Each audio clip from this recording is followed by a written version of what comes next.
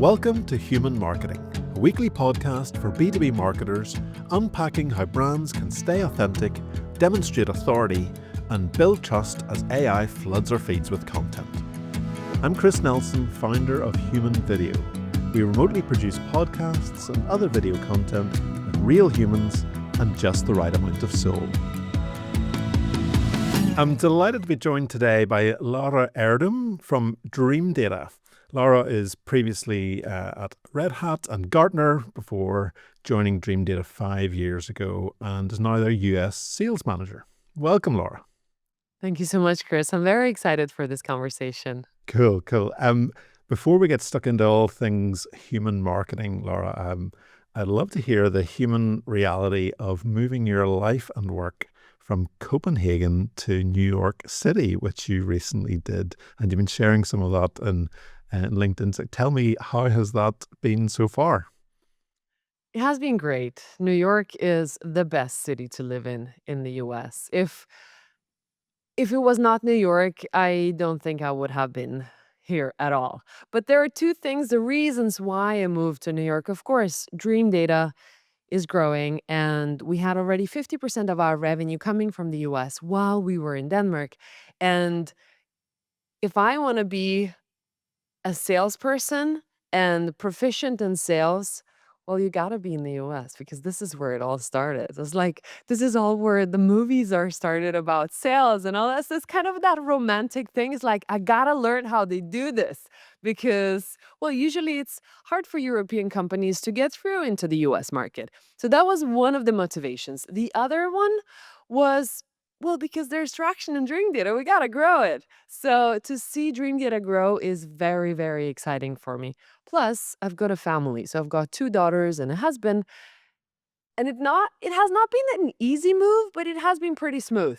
It has been a process of change. You have to plan all these things in schools and a lot of unknowns.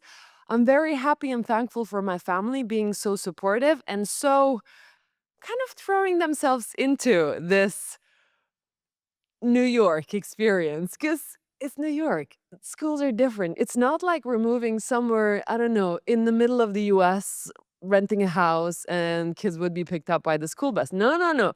All this fun of New York, if you could call it, kids have to be taken to school. The big one, she goes to school by herself.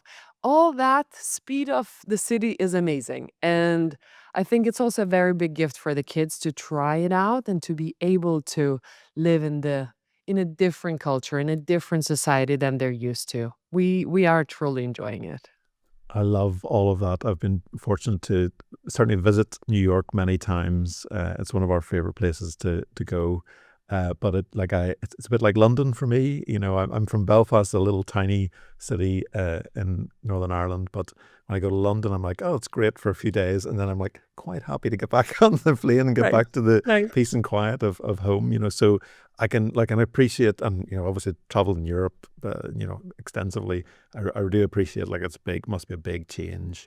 But I love the reasons for it. I love that you're both feed in to help the US growth and be with that team and do that really well. It's amazing. Yeah. It's a lot of fun. It's a lot of fun. And the team is amazing too. So we're hiring the right people into the team. It's not like Wolf of Wall Street that you might think of. Because this is sometimes I used to think I was like, oh, I'm going to throw myself into this American sales culture. And no, we're hiring the right people to join this company. They're coming in with their specific skills that Dreamdata also puts a lot of effort into having the right people joining and selling. So it is a delight for the clients as well. So no Wolf of Wall Street's here. It's an amazing company culture as well. I love that, and further on we'll definitely talk about you're humanizing the company and your colleagues. But first, I'd love you to tell me a little bit about Dreamdata. Give me a little introduction to kind of what you do, why you do it, and kind of what, particularly for the marketing audience, why that is really useful.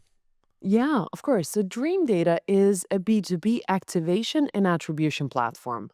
The reason for the two words in describing the company is that What we help marketers with is map out your full customer journey and understand what's working in marketing in your whole go to market and activate to get more of that. Which means that whatever types of activations and what types of touches that you're having throughout your marketing, we need to get more of what's working and cut off what's not working. And that might be your blog, it could be your digital ads, it could be events. So, all of these things that marketers usually have difficulties understanding what's actually working down the line to keep on selling for the whole revenue, even for upsells of our company. We help companies understand that, map out all of the touches, and then help them activate those too, like to get even more of those leads that are actually converting and moving further down the pipeline stages. Amazing. You quite often share on LinkedIn kind of short videos where you're just walking through the timeline, which is kind of one of the main outputs that I see in Dreamdata is this timeline of kind of touch points for all the individuals actually revealed, sometimes revealed or just anonymously in there. Like all their touch points of ads and blogs and everything really, and it's amazing the journey. And I know you recently did a big report that kind of amazing insights about the length of customer journey, the average customer journeys, and all sorts. What I was really interested in is like, have you get to look at all of those journeys in different companies? Like, it must be amazing. I get to dip in and out of marketing teams, and I kind of see how different people are doing different things, but you get to see like kind of behind the curtain of what's happening. Is there anything in particular, I guess, particularly maybe now, halfway through 2025, that you see in terms of content or different touch points along the journey that you see are actually kind of working maybe in a new way, or just insights that people wouldn't maybe know if they haven't had seen what you've seen, I guess. Yeah. So the interesting thing is the hunch that marketers have had for at least a year, if not more, is being proved by the data. What I mean by that, a lot of marketers trusted LinkedIn ads are working, but have been pushed back by the leadership because those are expensive. Cost per lead can seem to be so expensive on LinkedIn for B2Bs. And then they're pushed to just discard them and just go with Google and go with the keywords that are actually seem to be delivering leads. But Dreamdata's benchmark reports, we did one for LinkedIn, one for Google. Happy to share any of that if you want to reach out on LinkedIn as well. That Google is the less effective channel for B2Bs, and it continues to go downwards for not just cost per lead. So we're not talking the top of funnel. We're talking all the way down to either new business or sales qualified leads. So marketers have had a hunch that those LinkedIn ads are working, but we're pushed to invest more into Google because those were cheap and those were delivering leads. But if you look throughout the whole pipeline stage, like to SQL, to new business, you can see that LinkedIn is delivering the highest quality leads that actually close. And as a marketer, it's really important for you to figure out how much am I ready to pay for a lead? How much am I ready to pay for an SQL? And how much am I ready to pay for a new business opportunity?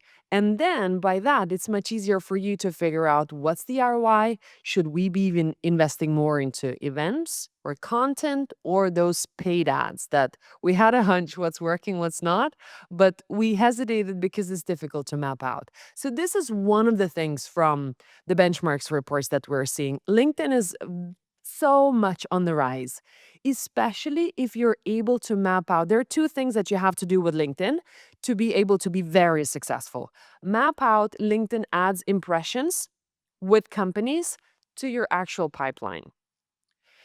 LinkedIn gives you that type of report for you as well. But the importance of mapping into pipeline is you will be able to understand if you're targeting correctly and if those targeted accounts are starting to convert and when. So if you work with LinkedIn marketing partner companies like Dreamdata, we have that API data from LinkedIn from your LinkedIn account when you connect it, and then you map it with pipeline. And the second thing you need to do is you need to activate offline conversions. That can be done through many platforms, including Dreamdata as well. And what basically you will be doing is you would be telling LinkedIn that the ad they served to somebody and they clicked on an ad, did not convert. After some time, they converted on your website from whichever other source. Usually that would be like organic or direct, like marketer's nightmare. But LinkedIn would only know that this lead converted if they converted on the click. If they didn't, you have to inform LinkedIn that that conversion happened after some time. And this is what offline conversions do. As soon as you set up offline conversions, you would be informing LinkedIn which of the leads they served to you have actually converted on your website later, even after 90 days. 80, whatever timeline that you set that you would like that conversion to be happening to, because in B2B, the customer journeys are long. And what LinkedIn will do for you, they will update their algorithm for targeting the accounts that actually convert or even become sales qualified or new business, depending on how you set up your offline conversions. Our clients are seeing at least 20% cost per lead reduction with just enabling CAPI, offline conversion. And again, reach out if you would like some best practices of how easy it can be done, because most of the companies are thinking, oh, this is a big project, we need to do some automations. And no, this piece can be done with a like maximum 45 minutes of your work. And you will be saving 20% of cost per lead on LinkedIn of those expensive ads. Okay, so you got the two things of what's working. Here you I go. love it. No, fabulous. Yeah, and it's as you say, it's like it's a quick win, isn't it, for a massive return? Fabulous. And there's so many elements of it. Like I followed quite a few. The whole company's great at putting out kind of short playbooks and little insights into how to use the, how to get the benefits from the platform, and it's constantly changing with the new features and things that you're releasing as well. Like you're really good at using video to just walk people through those things. Thinking just about personally, Laura, your kind of personal brand. You've obviously for quite a while used LinkedIn to kind of put yourself out there more.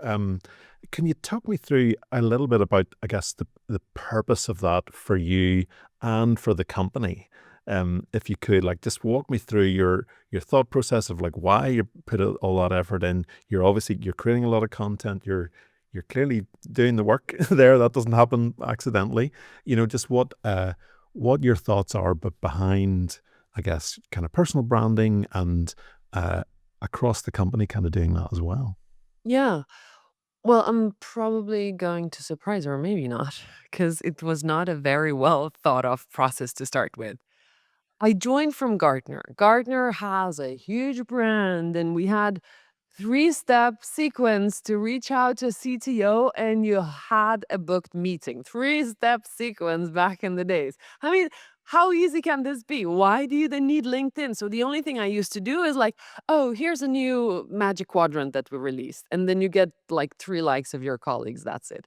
But no proper outreach, no proper branding through LinkedIn. It was not really necessary because it was so brand related, but also then you get FaceTime with that CTO you booked the meeting with. That's it. We're continuing the sale. So you did not really need to work that hard to be top of mind because everybody knows Gartner. The same was for Red Hat as well. All of your buyers, they know who you are. So you don't have to work way too hard because there was not too much competition. And then I joined Dreamdata and nobody knew me. Nobody wanted to buy from me. It's like, what is happening there? Then our CMO and we were like, okay, so let's start doing this. It's like, seems like our buyers are on LinkedIn. Let's start sharing some insights. Let's start figuring out what's actually working. And we started like a bit randomly posting.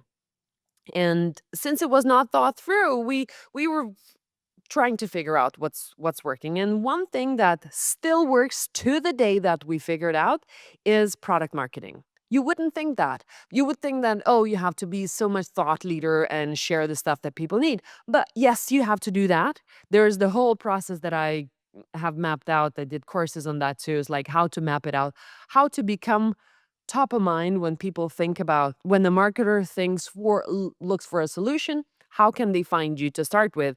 And you don't have to just talk about that solution. But when you already have the attention, the best performing posts are product marketing. And that was what kicked us all off as a company doing this at scale. And what happened was I shared a story and the screenshot of how I closed one of my first deals. What was the first touch, the last touch, how long time it took, all these stuff that I usually share. And Chris Walker, he commented on it and he's pretty vocal, used to be pretty vocal against attribution because, like, credit seeking, you shouldn't be doing this, it doesn't work, and so on. Because all those ideas used to be based on old-fashioned attribution where it was like first touch, last touch, and then like we give the full credit to that touch. No way. It's like a multi-touch thread. Okay, what happened was his comment was negative. I was still a newbie at LinkedIn. I was like, crap, I think I will need to delete this post because I'm going to get into a shitstorm. He was already at like, I think like 40K followers by that time. So his comment got more likes than my actual post. That says a lot. But I kept it. My CMO said, Laura, let's go for lunch, come back and see what happens. And till the day, we had double up visitors on our website that week and tripled our MQLs. Just by that. All and then we said, okay, something is working there. And marketers are seeing us. Even though those people are coming in direct or organic, they like, how would they others otherwise find us? And how come this tiny company with, I don't know how much did we have, like 500,000 ARR is being found by that many people? That was LinkedIn. And that's where we decided, okay, we have to do this more frequently. We have to set up some kind of guardrails for people to follow. So we set up a challenge, a target for us to reach an amount of impressions as a team. We crushed that goal. We went for a dinner, we had a good time, but that kind of followed the thought process that this is working. And people who do feel like they get energy and would like to continue that, we highly appreciate it. And by saying highly appreciated, there is no push. Like everybody has to be posting on LinkedIn. We highly encourage this. But there are a couple of things. Founders and C-level have to be posting on LinkedIn.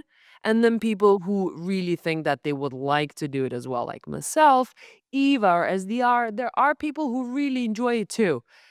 And that's how we're rolling. There are no big, huge guardrails. We have much more support and help, especially now when AI has been much more prevalent in general in marketing. It gets so much easier for you to recreate the content and then give your own spin and so on. So this is where we are right now, and it's much easier than it was back in the day and much more scalable. I love all of that. Yeah, and I see it across the company, like in terms of what you output. It's really really great. But actually, particularly, but your video content as well. We kind of chatted a little bit back and forth. I think a month ago. You helped me out because you'd been at a LinkedIn event in New York, and LinkedIn at the time they did a whole series of events where they're just really pushing video and kind of introducing new features and things. And like, it's kind of my job to know what's going on, I guess, in the LinkedIn world in video, but it's been tricky to keep up with, to be honest with you. They keep changing how videos are presented in the feed, particularly across kind of desktop and mobile. I felt a bit silly because I did this wonderful, put a lot of effort into this great video talking about how to optimize your videos for LinkedIn, this new way that LinkedIn did. And then like literally a few weeks later, they changed it again. And I was No like, oh, way. that's not, yeah, literally like the format and everything was different. But I'd love to know, like, you're obviously kind of, you're going to those events, you're kind of chatting to LinkedIn. I know you were at the LinkedIn offices as well at an event recently, which is, probably also a benefit of, I guess, being in New York. That's great. What are you hearing and seeing from LinkedIn in terms of that push for video, particularly? Have you any insights from them that would be really useful, I guess, to the audience of this human marketing podcast? And it goes back to human so much because, in general, when you think about video or you think about a person, if you have seen person's videos or the person speak, you remember the person more vividly. And that goes into all of the noise that we're here seeing and hearing. People want to see not just a talking head, they want to see what's happening in their company, they want to hear some insights, but at the same time, it is dipping into entertainment. You want to feel delighted or learn something new from that specific video, and that will never change. Humans want to see humans to relate to that. So we don't only want to read, we also want to see that on video. So video works. Remember again what I said about product marketing? Product marketing videos also work so well. You won't see that in engagement that much, but people will notice that and will capture that attention. My product marketing videos are the best performing videos as of pipeline, but not of impressions and likes. And people, when they speak about it, they remember those videos and they refer back. I've seen the customer journey from you sharing how does it work. But going into LinkedIn, so LinkedIn figured out, okay, video works. Everybody wants to see video. You scroll video on Instagram, you scroll video on YouTube, and all of the various places. We should not be missing out because we work with people and marketers are buying ads from us, which means that they're a big audience of ours too. So, what they're basically doing, and don't take my word way too much for granted because I don't work there, is just what I'm seeing from when speaking with LinkedIn. So, they are pushing video a lot. At the same time, they're experimenting a lot. Various features go in and out. As you're saying, Chris, oh, one day I created a course and then, like, out with the course because this doesn't work like that anymore. They are optimizing a lot for mobile. So now on mobile, there are three ways of seeing a video. To start with, there is the regular feed where you catch a video and just watch it. But then look at when you click on the video, you can also scroll further and continue seeing them new videos just like on Instagram.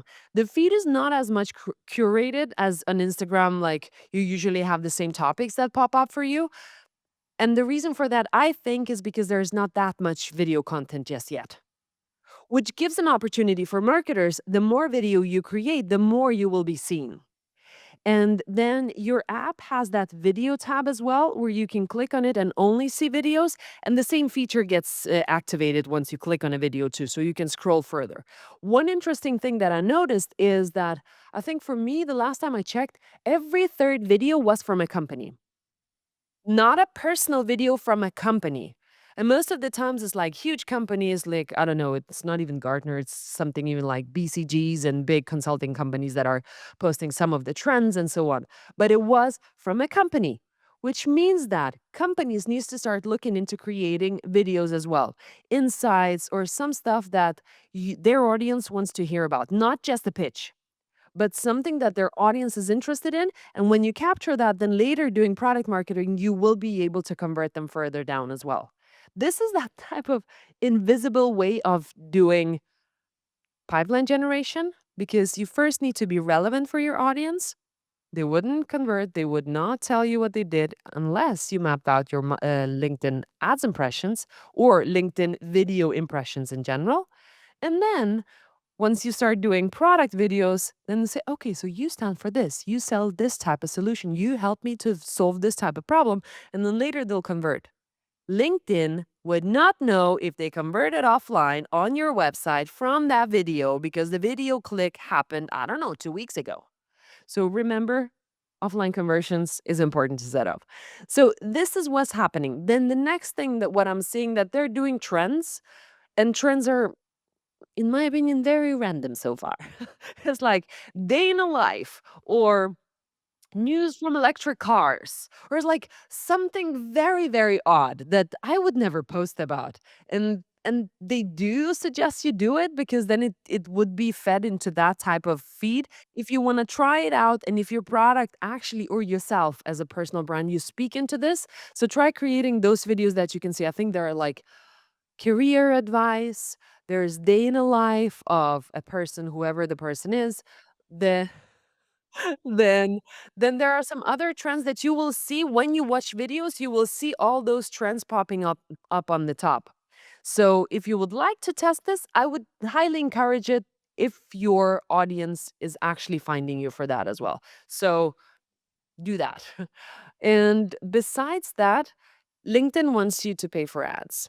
This is their main goal, right? So the best way of using video as well is if you're going to start sponsoring your own videos. So somebody posted it. The best way to do it is somebody at your company posted a video, and then you as a company, you would sponsor it with money behind it.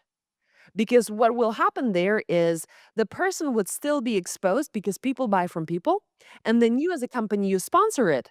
And that would look like an ad sponsored by a company, but of a person. Cognizant does it perfectly. They're so amazing at this. Have a look. Cognizant has the best stories of this.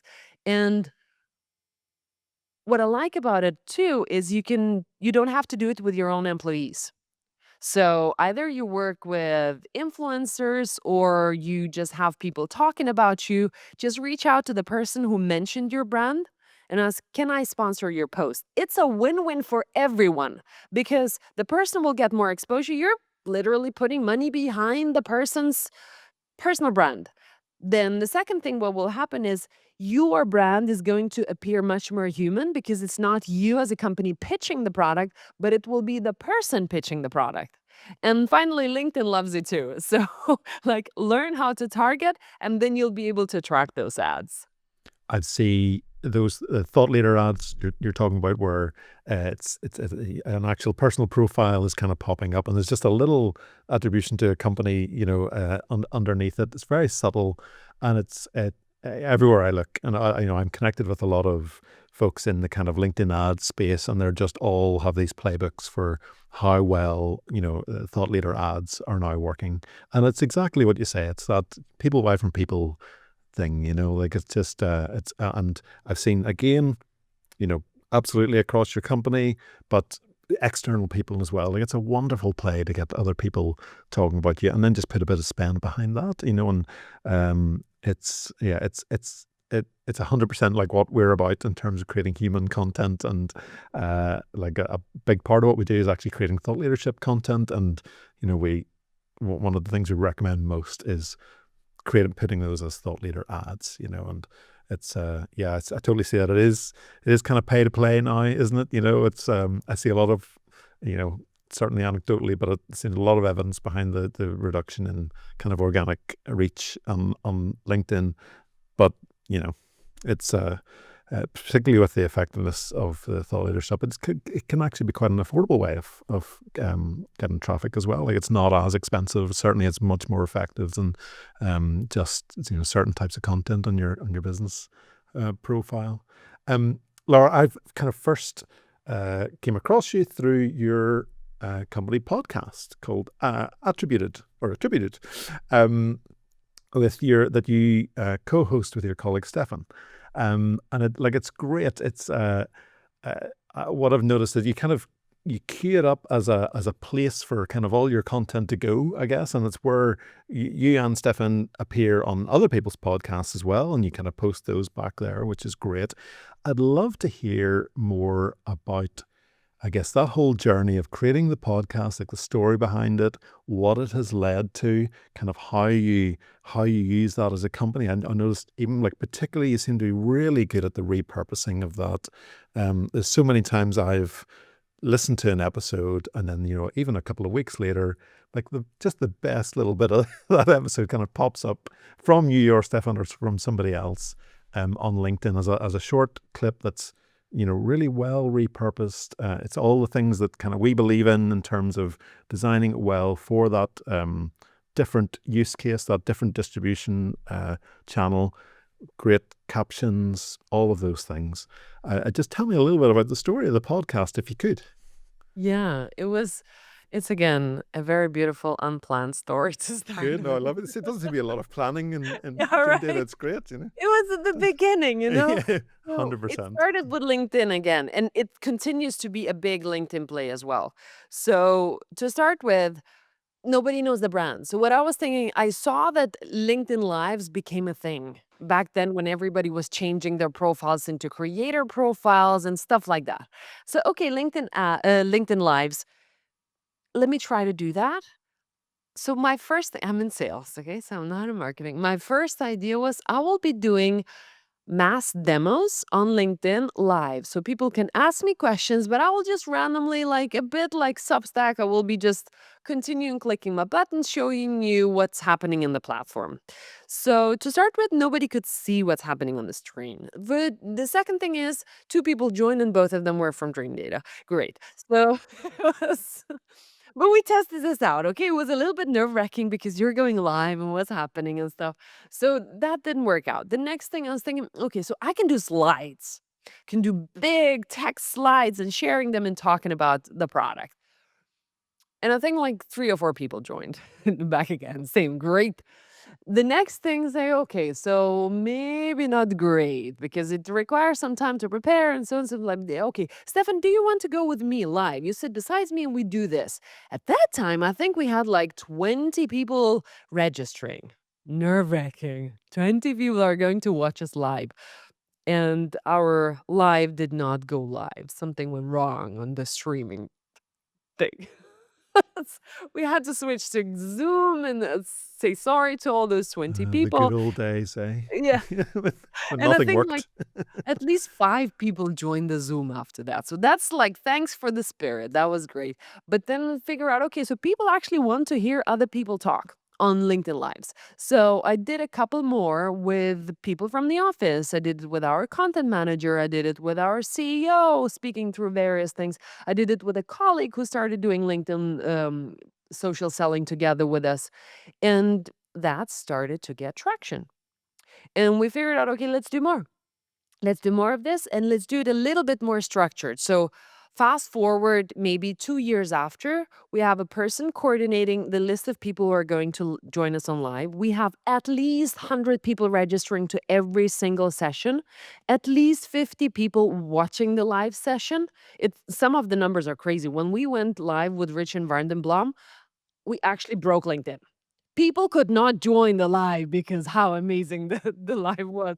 I think the threshold for a live is something like 1,200, a really random number, 1,200, let's say 3 visitors. And then the people cannot just join it live anymore. That was absolutely crazy.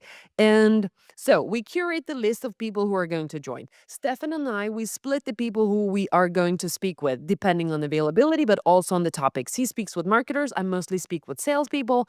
And then when it goes streaming live on LinkedIn, besides that, then it goes into our podcast, and then we cut all the pieces into content. So we'll even have people now doing that type of content, and we do repurpose it both on Dreamdata's LinkedIn. We push it as social posts to everybody who would like to post it on LinkedIn in our team as well. So here is the like 2 videos of the week, post them out. So it's not just Dreamdata who pushes them, it's also our employees who do that. I schedule those too. It gets so much easier with AI nowadays as well because videos are cut much faster and subtitles are better. A lot of things because it learns from the way you do it. So it became that scalable way of running this. So we then share it with people who were on the podcast, and it just goes further into the the whole world of LinkedIn. And the beautiful part of it is we're able to see who attended the LinkedIn Lives, and that is mapped to a customer journey too. So there is no registration page. You don't have to put in your email or anything, but you as a company and a person actually, yeah, and a person for LinkedIn Lives, you are added to the customer journey. We don't do much with that. We don't reach out like trying to cold book them or anything. It's just a webinar, but it's a branding touch that you would know that this person attended this, and then later on, if they end up buying or you would like to add it as an audience or offline conversion through Dream Data, it's there for you. So now it became that big machine of content, repurposing, ads, audiences, and all that jazz. So it's actually surprising. Now it's the first time somebody asked me about this, and Okay. this is big. Oh, it was like the main thing I wanted to ask you about. I All mean, right. so we remotely produce video podcasts. It's kind of the biggest thing that we do. So I'm super interested in, I've been following it for a while, just really interested in, I guess, the story behind it, but also just the reality of what that is doing for you as a company, like the unexpected benefits. Because you'll quite often hear people say, like, get to the end of a sales process and they say, oh, actually, or even just entering the sales process, and they're so further down the line because they've been consuming your content. They certainly know you better because they've been listening to you, but they also just trust you much more initially because they've heard hours and hours of you chatting to other people, and they kind of know you. You don't know them, but they know you, and that's that kind of weird thing. You hear stories of folks at live events and conferences, and random folks kind of coming up to them and just saying, I know you. I've sort of really enjoyed the podcast, and just chatting away as if they're your friend. And it's I'm just really interested in, like, the unexpected benefits and the other kind of upsides of, I guess, investing that time in a podcast as a business. Yeah, absolutely. And it's definitely worth it. It's, again, the same thing with LinkedIn ads. It's difficult to prove. And it's even more difficult with podcasts because how do we know? But if you hook it up to a LinkedIn Live, you would always see how many people both watched it live and registered for it. So you already have like two proxies of what has happened. Then you can put it into a podcast and then you will see other metrics for that podcast too. And people will start seeing you after the fact so they don't have to listen to it live. So you'll both have it as content on LinkedIn as a podcast, and post production as well of that podcast is very important. So don't do just sound podcast. Do video as well because it's really important for you to be able to repurpose that and use it later for any type of content. We sometimes even use it in the sales process. Like, look at that. These two marketers were speaking exactly about the topic that you're trying to solve. So maybe that would be relevant. Like either cold or reactivating some of the prospects. And it's not yourself speaking, it's somebody else. It's perfect. Absolutely, yes. That third party validation, it's so much more powerful, isn't it? Um, and do you find people, do you, in sales calls, do they reference the podcast at all? Does that happen? Do you hear people saying, I have been listening to, I first heard about you from a podcast or on somebody else's podcast even? Yeah, they do. They do. Most of the time, that is due to LinkedIn Lives, though. Because I think people consume that many podcasts that they don't recognize that enough. So especially if you have a playlist of various podcasts, so was it Chris or was it Thomas or was it Anna who mentioned it? They wouldn't remember it, but then after listening to more and more, the topic would be top of mind and then later they would be able to reach out to you because they knew the brand as well. So there is, especially if it's only audio podcasts. But when you do repurposing, you continue staying top of mind for your own podcast as well. But yes, we do hear people mention it. Brilliant, brilliant. You recently, there was something I really wanted to talk to you about, and I don't know if you kind of know much about this. Well, you know what's coming. Last week, or a couple of weeks ago, you launched a great new feature called Signals, and as part of that, I was kind of listening along. I was actually on holiday yesterday or last week, so I was listening to loads and loads of podcasts, and the latest attributed episode was an AI generated podcast, which was kind of all about the new product Signals. And Stefan came on at the start and he was like, look, full disclosure, this episode is AI generated. We don't know how this is going to go, but we're really, we're just going to put it out here. Hopefully it works. And also had a really big invitation to say, like, get in touch with me. Let us know what you think. And obviously, like, I was kind of horrified, to be honest with you. I am the guy that kind of evangelizes about keeping things human. And I listened to it, and I did immediately kind of we'd already been chat a bit on LinkedIn, and he was really gratefully received my kind of fairly scathing feedback about it. I'd love to hear, do you know much about that episode? I'd love to hear your thoughts on that, and I'd really love to hear if you've had any other feedback on it. Yeah. Thank you so much for saying this. You are the first one to ask this question to me, at least. I don't know if Stefan got it before. This is so recent. So I love this so much. So what happened was our VP of product, he created broadcasts for internal usage. So what we're doing every single week when we release product stuff, small or big, does not matter. Then our product team tells us what it is, why it matters, why is it important for clients, and how are we going to speak about this. And all of that information usually is just presented in an all hands calls every single week. So what he did was he asked AI to create those broadcasts, because he knows that most of the people either would like, you're waiting for another note, you will forget it, what has happened, and so on. And these are very, very short. So the one that you listened to was actually one of the last ones about AI signals. The other ones that he has released were very internal for, like, I think we did one for ROI, for other reporting, and so on. So, first, thank you for mentioning it. And thank you for the feedback to Stefan too, because this is a test. And it is an internal test again. So in a couple of years, you will be saying, so you know how it started? It was like an unplanned test.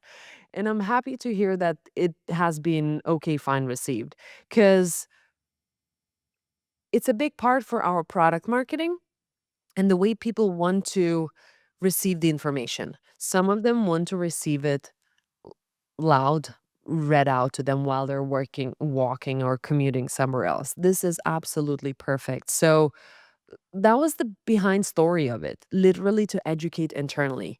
And then when we're doing some of the releases, oh, wait, customers would love this too, or our community would love this too. So why not just push it out? So Attributed Podcast has three streams: our LinkedIn Lives, the podcast that Steen has created. So this is purely product. I'm still so happy you asked this.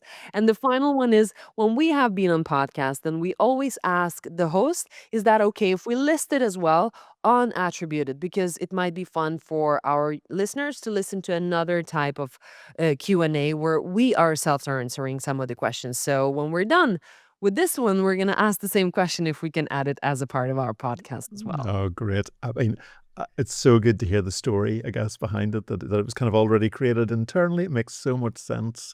And like, I know, like my teenage daughter puts her kind of exam notes, gets those converted by AI into podcasts, and she literally sits and listens to her exam notes, which I think is a wonderful use of that technology.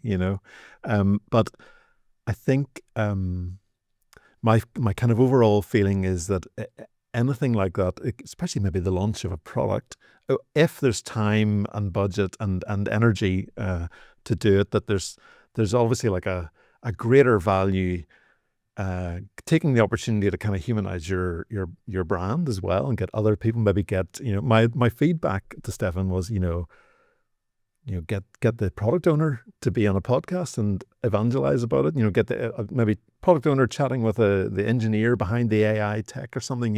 Them kind of having a great discussion about it, rather than the fake people, doing it. It was like, and like, it was very clever. It's very good, but it is just still a little bit creepy for me. I just didn't, it was like, it's funny, but it makes so much sense that it was an internal thing to help people absorb the content, and then just the opportunity to look, let's put this out into the world. And I love that, really crucially as well, Stefan came in at the start and said, like, this is generated by AI. There's a real authenticity to that of being honest about what's being created.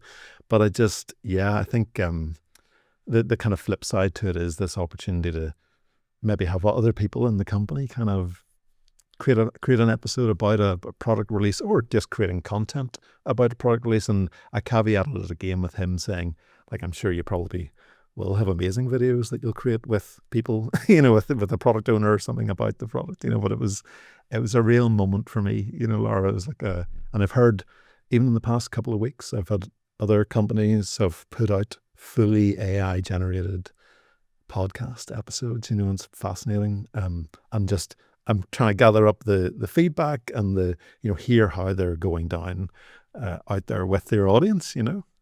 Nice, very nice. Yeah, we'll tell you more when we gather a bit more It's data early around days, it. certainly. Yeah, totally. And it's that whole world, I guess, of AI is something I think about a lot. Video avatars of people, like that's Yeah. a whole thing as well. Like what is lost in there? What if you don't, if you aren't fully honest about what that's being put out there, and the difference between just showing up as a real human and kind of putting yourself out there rather than just saying, "Oh, I'll get my AI avatar to do it." Like, have you any last thoughts on that world? Yeah, it's the whole long topic about that as well. Sorry, yes, that's I a whole think other episode. yeah, Apologies. Yeah. exactly. I am so much for human and for human creativity. There are so many pitfalls that we are already seeing where AI is not being humanized and what it's doing for our children when they're studying, what it's doing for creativity of people.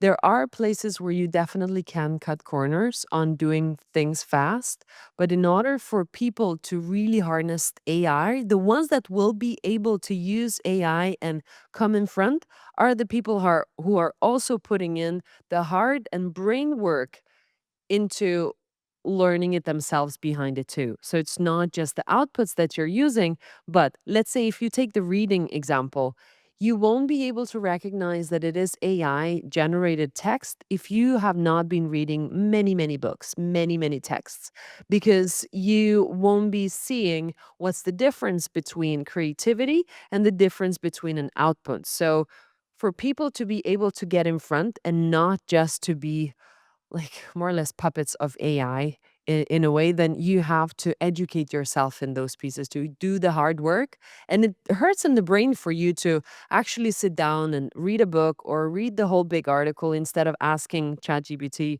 to summarize it for you. If you only need it for the message to catch it, all right, that's fast and fine. But you will be missing out on so many words that we're missing from our dictionary, on so many emotions that can be brought through text, but also the same goes for video. Video will also become better and better for the in the future too. And if you have not educated yourself to be on video and to feel comfortable of kind of feeling quirky as well, you will be very, very intimidated by, oh, AI can create those perfect videos for us of a talking person. It's great. Well, the reason I'm able to speak so fluently and to look at the camera directly and to express my thoughts is because I have done it hundreds of times. And when I say something weird or my camera flips or so on, that gives the edge for the video because that's what people like. This is how people are. And me as a person will be recognized for it because it will create an emotion for the person on the other side rather than it's a perfect thing and your brain would only capture the half of it. Yeah, 100%. And that's absolutely what human marketing is all about, Laura. That's brilliant. I love it. What a great place to land. Thank you so much. Lastly, is there how can people kind of find out more about you and about Dreamdata? Yeah, on LinkedIn. Seriously, we are mostly on LinkedIn. We do have a amazing website created by people, and a lot of stuff is being pushed out there too. But whenever we push anything out into our website, it's also being pushed on LinkedIn, both on Dreamdata's website, but I do share a lot of insights as well from the company on my own profile too. So just follow me if you have questions or you would like to follow up on any of the topics that I mentioned. Feel free to reach out. I'm happy to have a chat. No, it's great. I can attest that you've been very generous with your time and information with me in the past as well, and it's been great. And I really recommend people do connect with you and with the great work that Dreamdata are doing. It's really exciting seeing all the new features and just that whole world of attribution. It's wonderful. Laura, thank you so much for your time. I really appreciate it. It's been great chat. I'm very happy to be in your Frostcats, Chris. Thank you.